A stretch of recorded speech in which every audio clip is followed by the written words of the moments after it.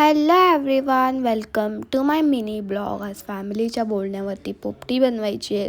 तर इकडे बघा पोपटीचं सामान आणलेलं आहे आणि मटक्यामध्ये मॅरिनेट केलेलं चिकन, शेंगा, पानं आणि अंडी टाकायला लावलेले आहेत. फुल ऑन एन्जॉयमेंट करायची आज मस्त बेली. आणि त्या आप्पांची मस्ती बघा. फोन केला का पण सगळी माणसं आली का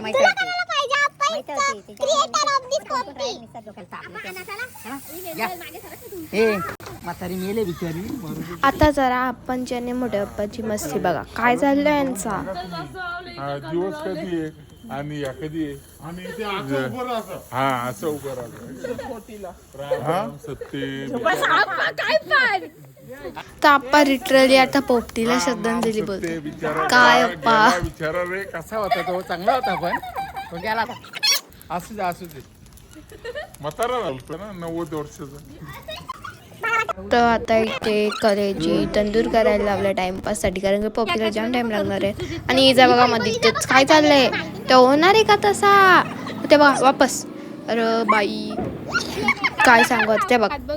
आणि इथं दादा भासलेला आहे. कोण सांगतो मस्ती करायला बघ. आणि इथे या दोघांची वापस भांडण चालू आहे कशा पण वाई. आणि इथे आपले टाइमपास तंदूर करायला पण रेडी आहेत आणि आपली पोपटी सुद्धा रेडी आहे. आणि ते आता बसण्याची तयारी करायला लावलेत मस्त सगळं फॅमिलीला बसायला. आणि फायनली आपली पोपटी रेडी आहे.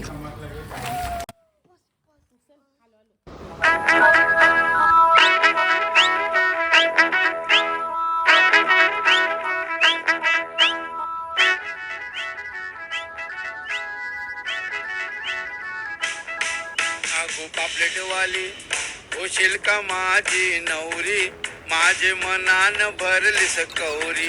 आगो पापलेट वाली होशील का माझी नवरी, माझे मनान भरली सकौरी.